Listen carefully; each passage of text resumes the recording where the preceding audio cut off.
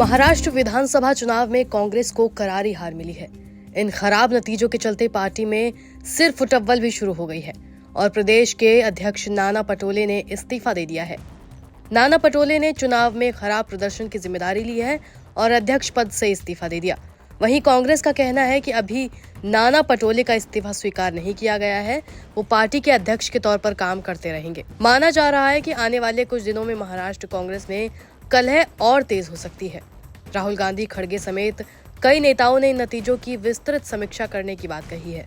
नाना पटोले खुद भी इस चुनाव में बमुश्किल ही 208 वोटों से जीत दर्ज कर पाए। उनके अलावा दो अन्य वरिष्ठ नेता पृथ्वीराज चव्हाण और बालासाहब थोराट को भी हार का सामना करना पड़ा। वो भंडारा जिले के सकोली विधानसभा सीट से उतरे थे, जहां अंत तक टाइट फाइट रही।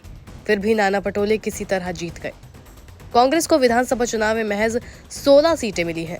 कभी कांग्रेस महाराष्ट्र में सबसे बड़ी पार्टी हुआ करती थी, लेकिन बीते कई दशक से उसकी स्थिति गिर रही है। फिर भी इस बार सिर्फ 16 सीटों पर ही अटक जाना चौंकाने वाला है।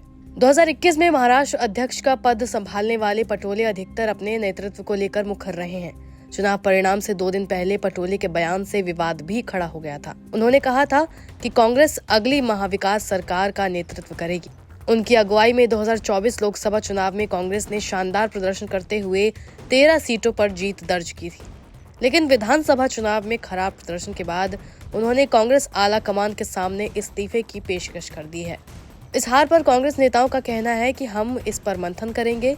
इस बीच पटोले ने इस्तीफा दे दिया। हालांकि इन सभी खबरों के बीच इस्तीफे की बात नाना पटोले ऑन कैमरा स्वीकार नहीं कर रहे हैं। उन्होंने मीडिया से बात करते हुए क्या कुछ कहा, सुनिए। था कि आपने इस्तीफा दे दिया सर, ऐसा कुछ है क्या सर? मैं तो अभी अध्यक्ष जी को मिलने जा रहा हूँ, अभी तो कोई इस्तीफा दिया ही नहीं है। किसने बताया आपको? सर, मुंबई से कुछ ऐसी खबरें आ रही थी कि आप नकार रहे हैं सर ऐसी खबरों को? नाना पटोले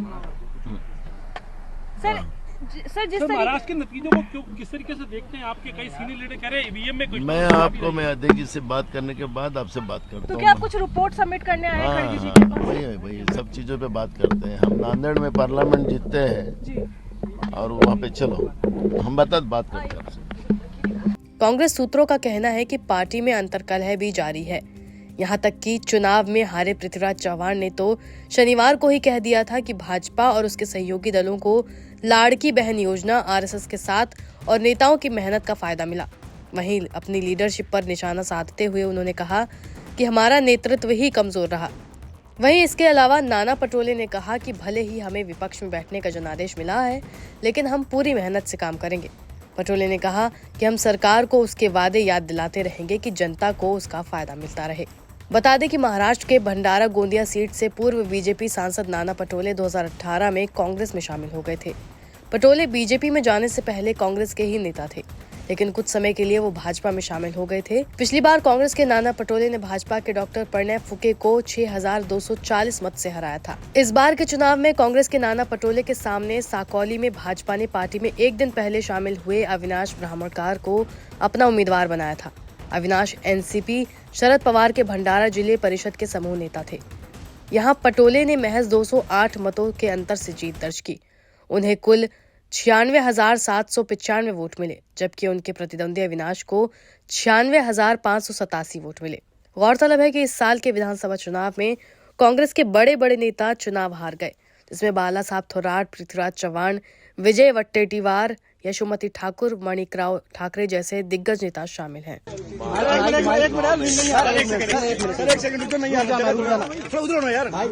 जो धांधली हुई है मैदान में, खुद खड़गे साहब भी चुनाव के मैदान में थे, राहुल जी भी थे, प्रियंका जी भी थी, हमारे राष्ट्रीय कई नेता थे और महाराष्ट्र के भी नेता थे। हमारे कार्यकर्ता भी उसी ताकत के साथ ये चुनाव में थे और चुनाव हमारे ही महाविकास आघाड़ी के पक्ष में आएगा, ये सबको उम्मीद थी और महाराष्ट्र की जनता की भी यही उम्मीद थी। मैं नांदेड़ का उदाहरण देता हूं कि नांदेड़ में बाई इलेक्शन लोकसभा का था, उसी समय में विधानसभा का भी चुनाव वोटिंग उसी दिन थी। तो लोकसभा में हमारा कैंडिडेट जीत रहा है 6 विधानसभा और लेकिन हमारे सभी विधायक हार रहे। तो इतना फर्क नहीं हो सकता।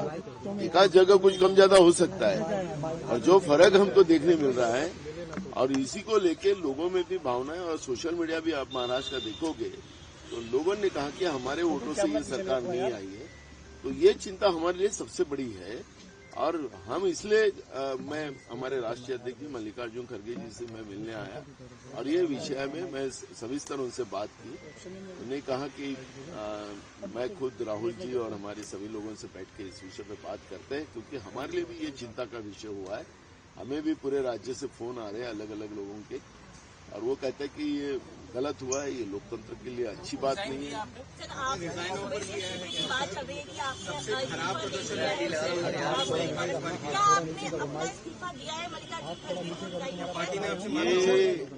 ये अफवाहें हैं, कोई इस पे कोई तथ्य भी नहीं है।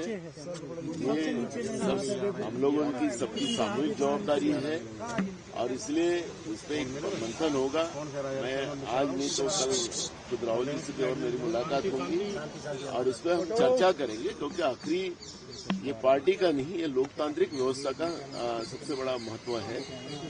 जिस कांग्रेस ने आजादी की लड़ाई में कई बलिदान दिए हैं और देश को आजादी मिला के दी है, और आजादी के बाद बाबा साहब अम्बेडकर के संविधान के आधार पर देश को आगे बढ़ाया।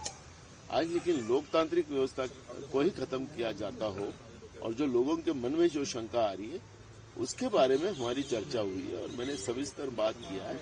रिजाइन की बात अब भी कहाँ हो रही है? पार्टी से कोई बात नहीं हुई इस विषय पे। मैं अभी पौने घंटा में आदरणीय हमारे राष्ट्रीय अध्यक्ष जी खड़गे जी से बात कर रहा था। कोई इस पे हमारे रिजाइन के बाद कुछ नहीं।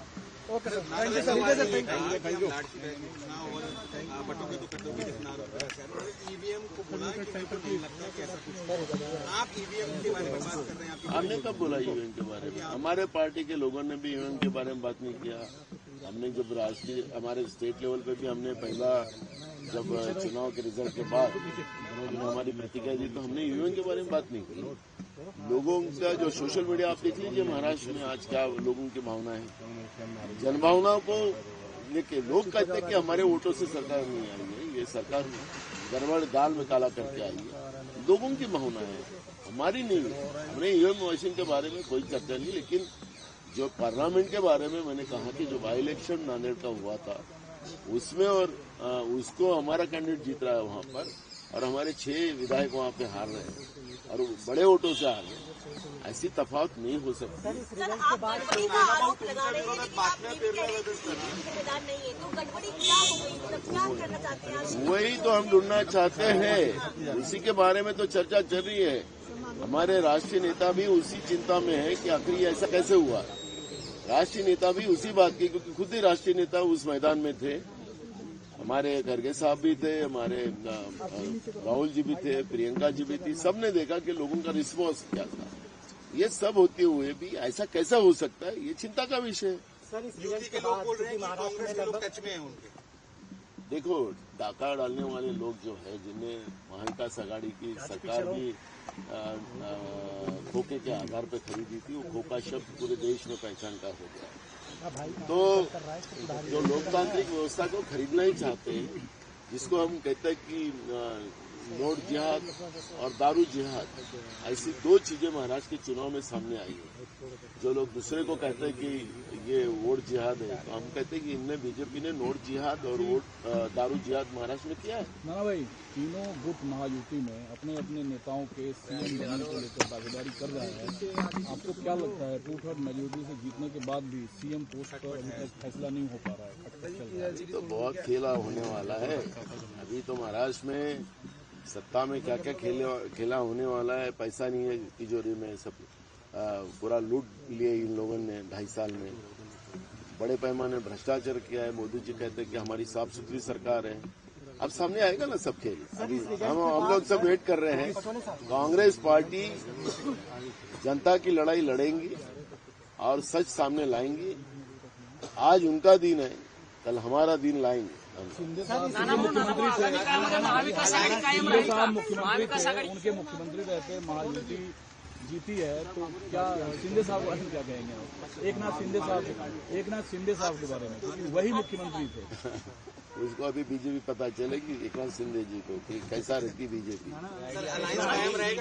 महाविकास आघाडी कायम राहील का राज्यामध्ये? महाविकास आघाडी कायम राहील? हम तो एक साथ हैं।